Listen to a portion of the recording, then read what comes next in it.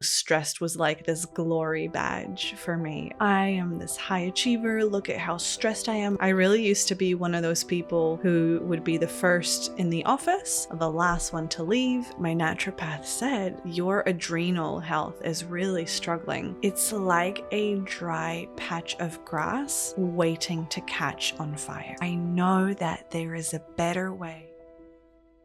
Alright, in this episode, you definitely want to stay with me because today I'm diving into epigenetics.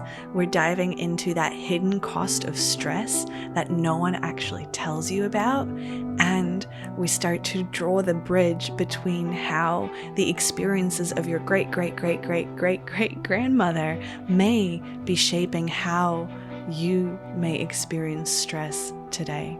This one's really juicy. You're gonna love it. Tune in. I'll see you inside.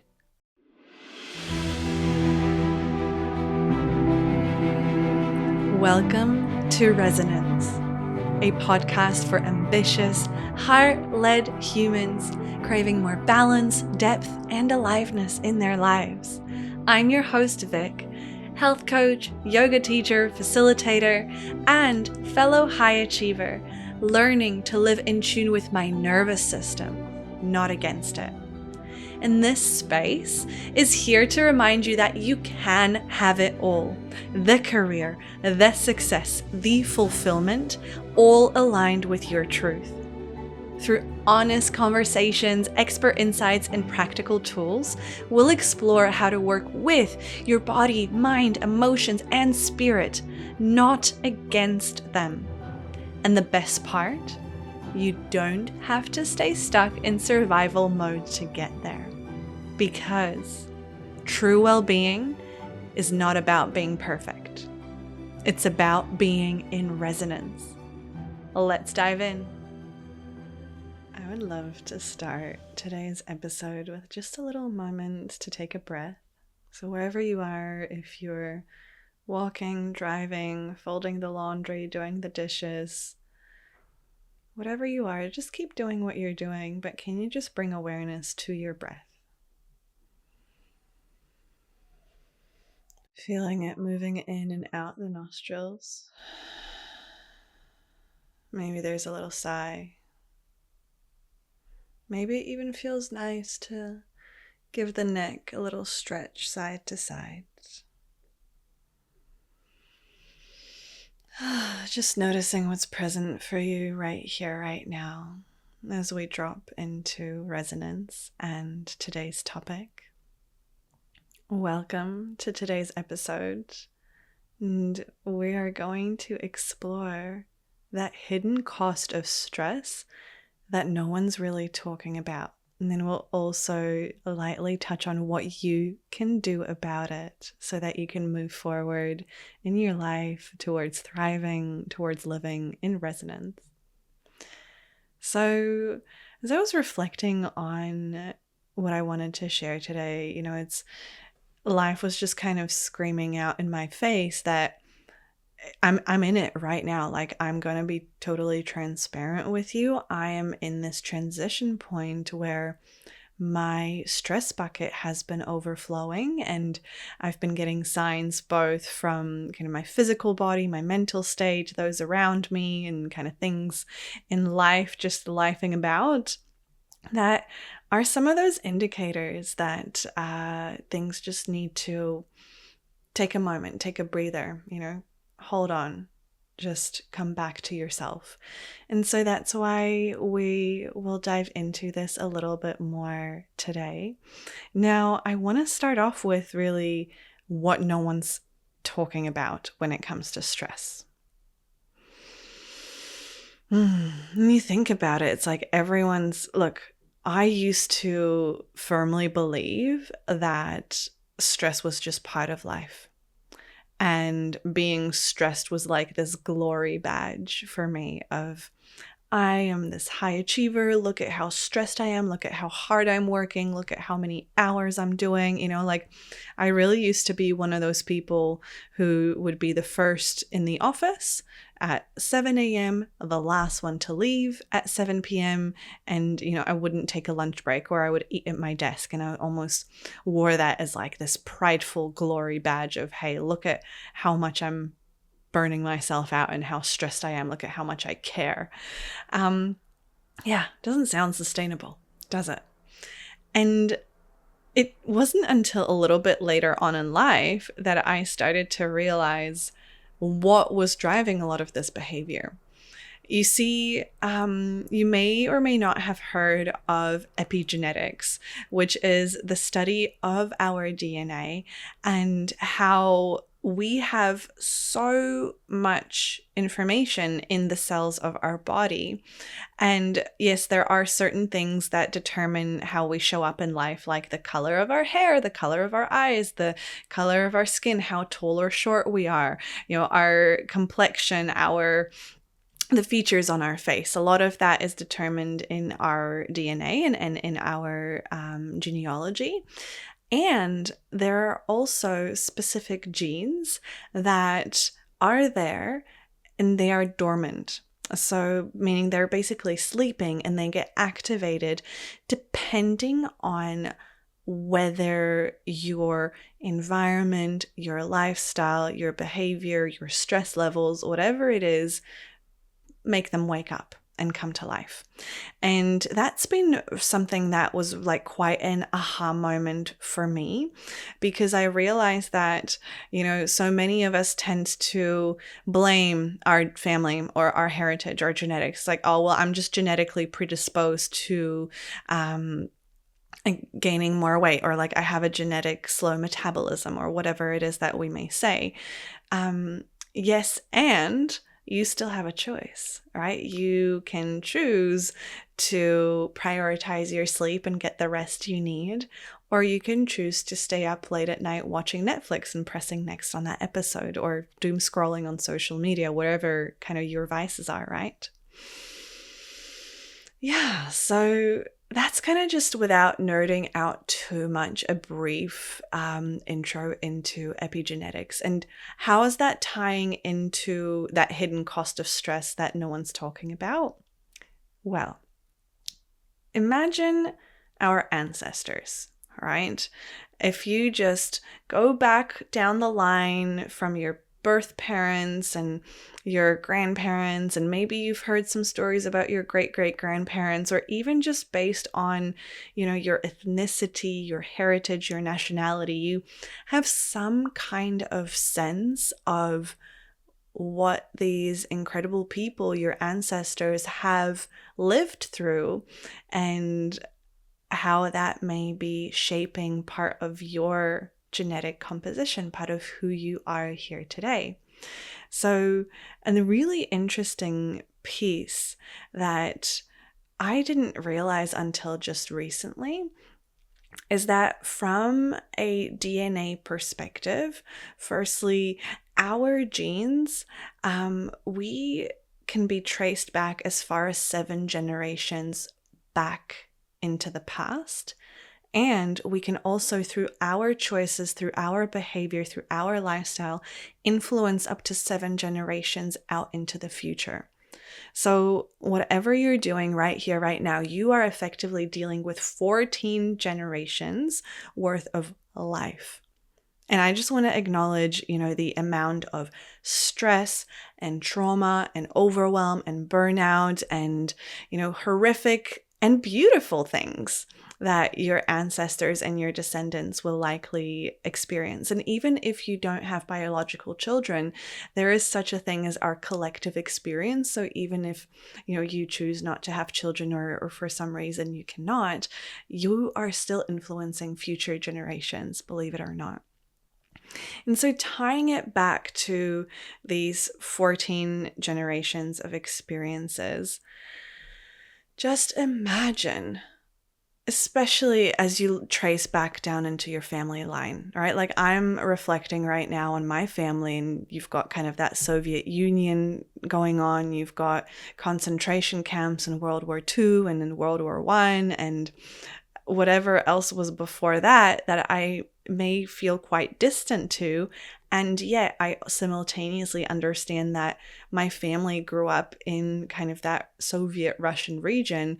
It's really cold. Like, it's really hard to survive. They survived on potatoes and vodka, basically, is sort of not so funny, but true.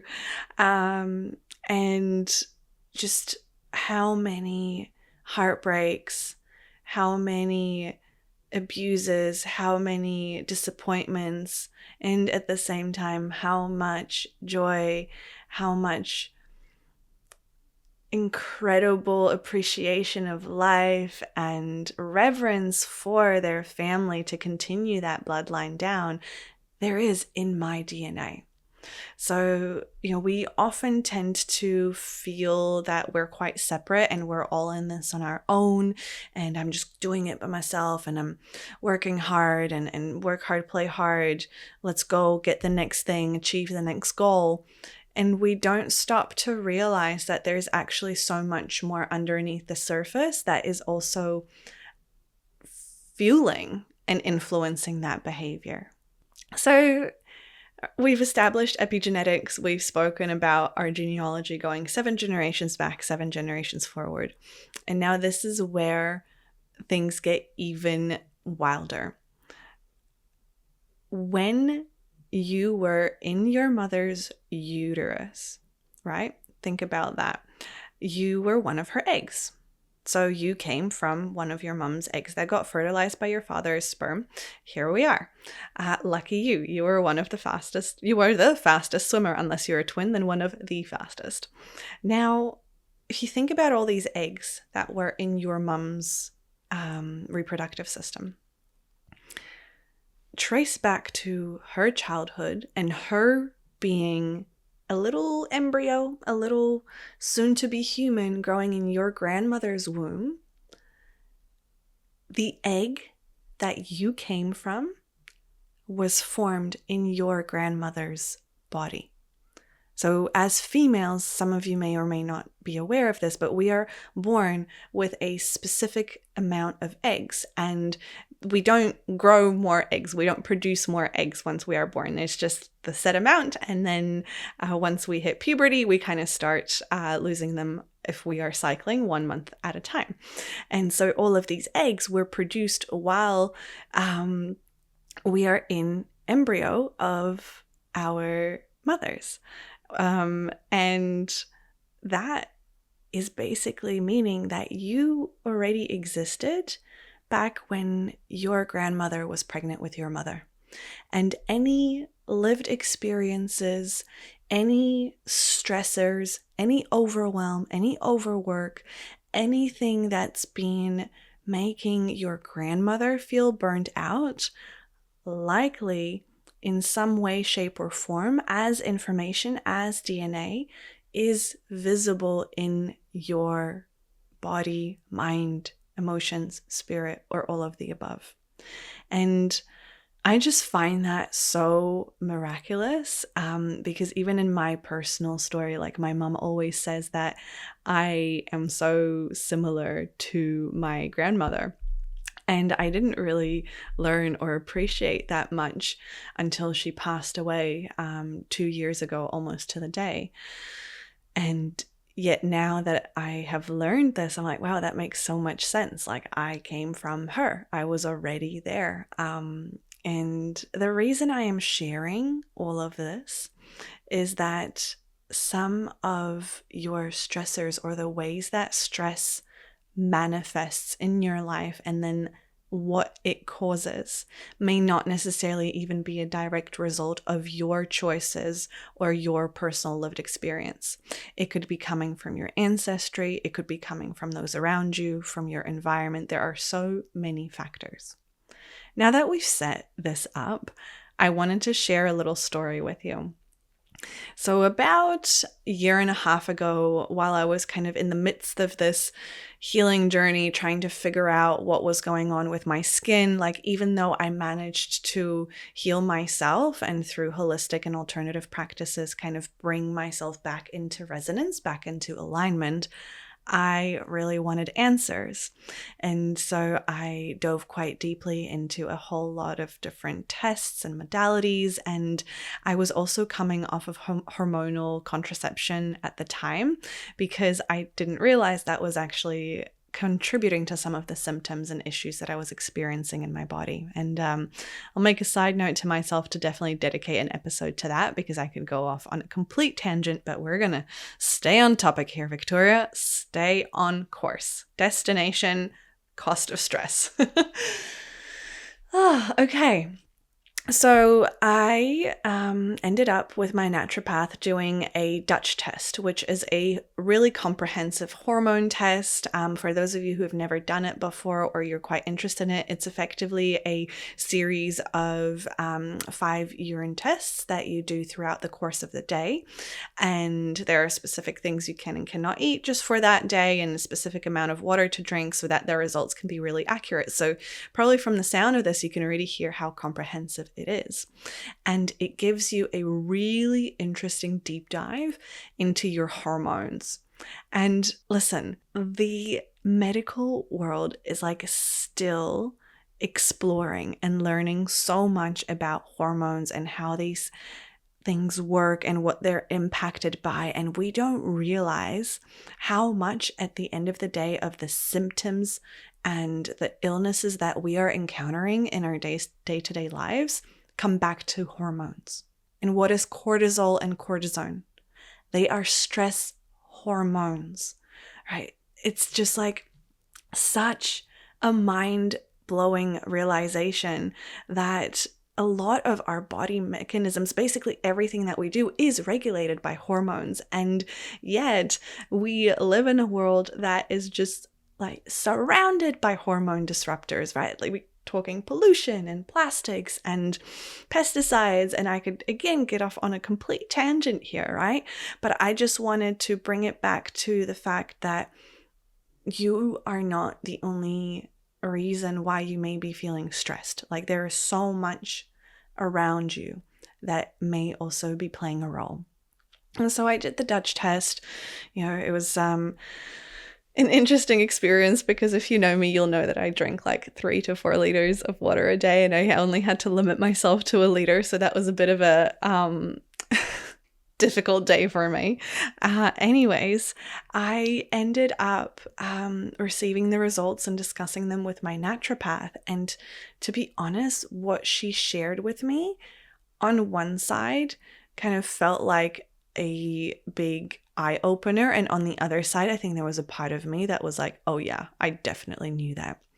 So let's start with just how my body breaks down estrogen and hormones. So for those of you that aren't aware, estrogen is kind of a real dominant hormone in females specifically, but it's kind of like the power hormone. Like it grows things, it's action. It's your kind of Beyonce energy, if you want to think of it that way. And that's also what grows a lot of cancers, for example, in people's bodies. And that's why there's a lot of kind of hormone replacement therapy and things going on with people who have serious chronic illnesses, is to slow the growth of these cancers or whatever they may be.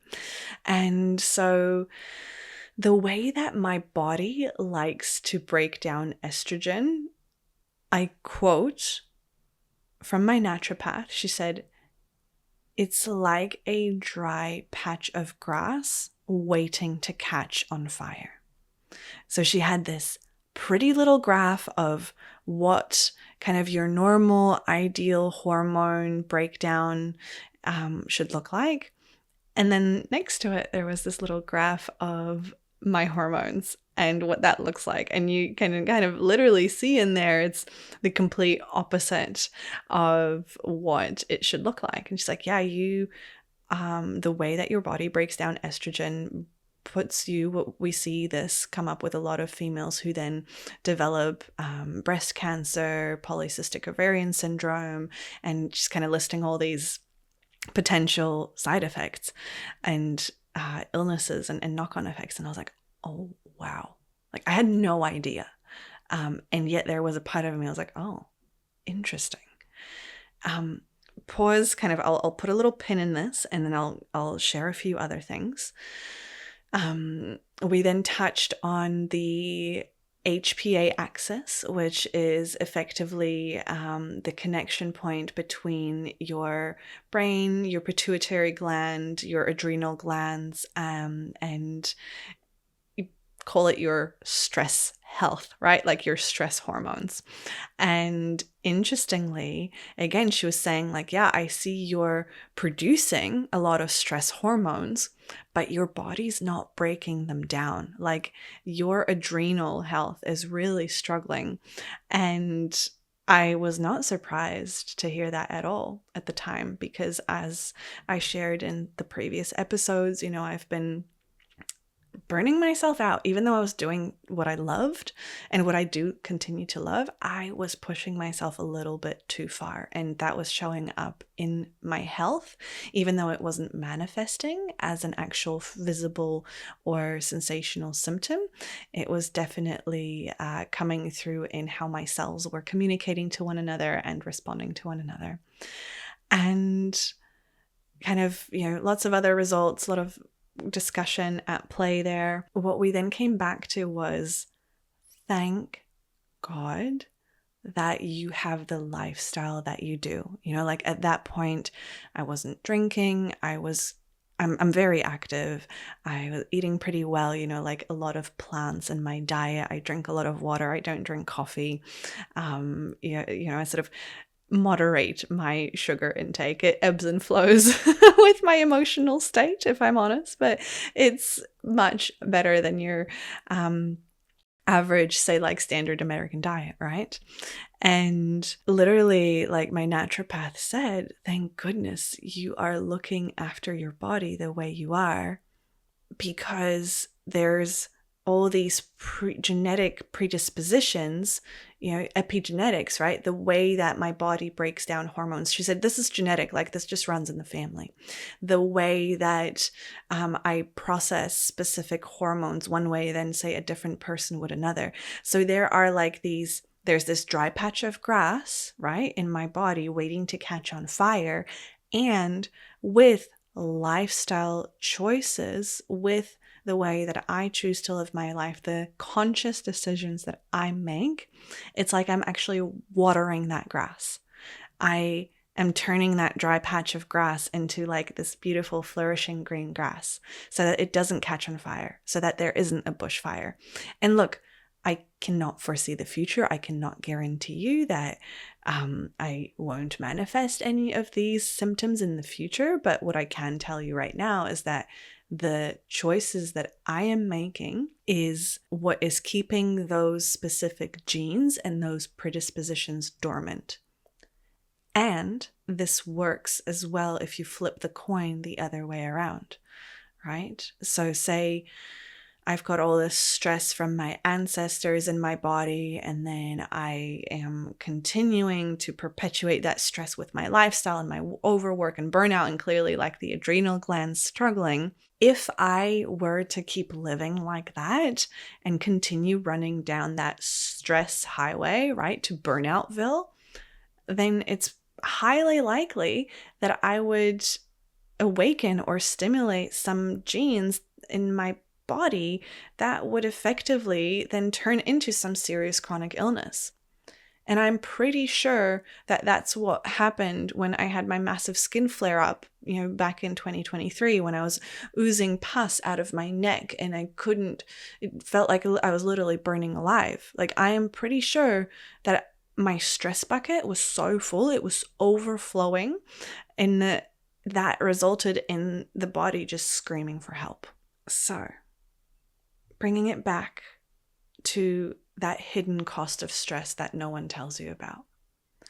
See, I could, and I likely will, talk on this podcast about the obvious things, right? Like the irritability, the fatigue, the lack of want to do anything, dissociation, feeling like you're over it all, being extremely triggered by like the smallest inconveniences. Yes, these are all real costs of stress, and they are incredibly, important, and they can be quite a lot at the time. And like, I just really wanted to bring your awareness to the hidden cost of stress that people aren't talking about, is that it could cost you your life.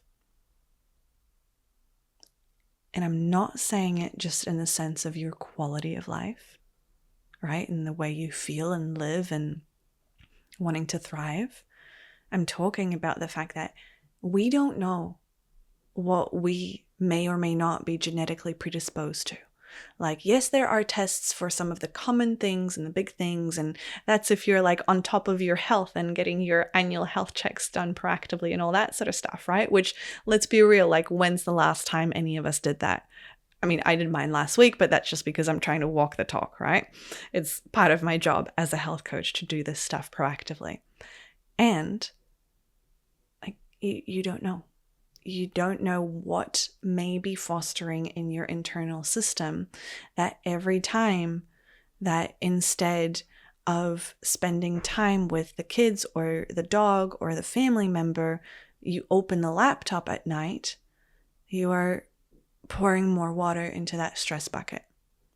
You don't know that every time you are tensing up and just holding it all in you when you get that annoying email or that annoying ping from that coworker that just frustrates you, like, Argh! And you don't have an outlet for that anger, for that stress, for that overwhelm, that stays inside. And like with anything, if you keep adding to the stress bucket, eventually it will overflow. And this is why I do what I do. I just want you to be happy. Like, I hope that you can hear this in the sincerity of my voice. I want you to thrive. I know that there is a better way, that we don't need to be exhausted, burnt out, hating everything and everyone and withdrawing ourselves and sacrificing ourselves and, just pushing away things that bring us joy to work, to achieve some goal only to then go after the next goal. Like, no, there's so much more to life than that. You can be happier, you can live freely, you can be in resonance. And I know that may seem like a really distant future right now, and it may seem like La La Land, but I promise you, if you keep coming back into this space, you keep listening to the stories, you keep hearing the examples, you start to tune your receiver, your little antenna of awareness into this world and this possibility, then you will navigate your path in the best way for you. You will be thriving. You will finally feel like you can exhale and just let it all go.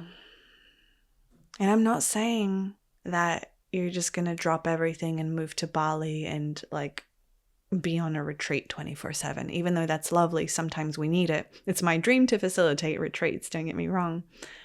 But if you stay with this work, you'll actually learn how to let life do all of its lifey things and trigger you and stress you out and keep testing you as it does, because that's what we're here for. And you will also know how to come back to yourself, how to come back into resonance, into alignment with what's true, what's in integrity, and what really matters for you. Thank you so much for being with me here today. I wish you a beautiful day, and I'll see you next time. All right, listen to this. I get asked by overworked, overwhelmed, burnt out high achievers how they can release their stress without sacrificing their productivity all the time. And that is because I have been one of them. I've been able to heal my relationship with stress all the while increasing my energy and achieve more than ever before at the same time. So for the very first time ever, I'm so excited about this. I am going to be pulling together and teaching a really small, intimate, select group of students how to detox from stress so that you can say bye-bye to burnout and overwhelm, and instead you can skyrocket your energy levels, all the while being more productive than ever before with ease. Doesn't that sound amazing?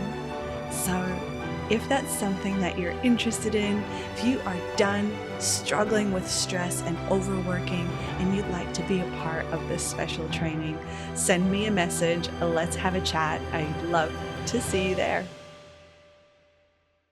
Thank you so much for tuning into Resonance. If something in today's episode stirred something in you, maybe just take a moment and notice what's resonating and what isn't. No judgment, just awareness. And remember, you're not broken. You don't need fixing. You are just naturally responding to a world that's been a little bit too much for a little bit too long. And perhaps you feel called to follow the show, leave a review, send this episode to a friend or text it to a family member. Anything you do will really support this show and will be really appreciated. You'll find both links in the show notes below. And until next time, stay curious, stay kind, and stay connected to your resonance. So much love, Vic. Bye for now. The views and opinions expressed by guests on Resonance are their own and do not necessarily reflect the views of me, Viktoria Levenberg, Live in Health, or anyone working within the Live in Health brand. This space welcomes a diversity of ideas, experiences, and stories, and part of Resonance is learning to take what aligns and gently leaving the rest. Also, while I am a national board-certified health and wellness coach and deeply passionate about well-being, this podcast is intended for educational and inspirational purposes only. Resonance does not substitute personalized medical, psychological, or therapeutic advice. Always seek guidance from qualified professionals for any physical, emotional, or mental health concerns.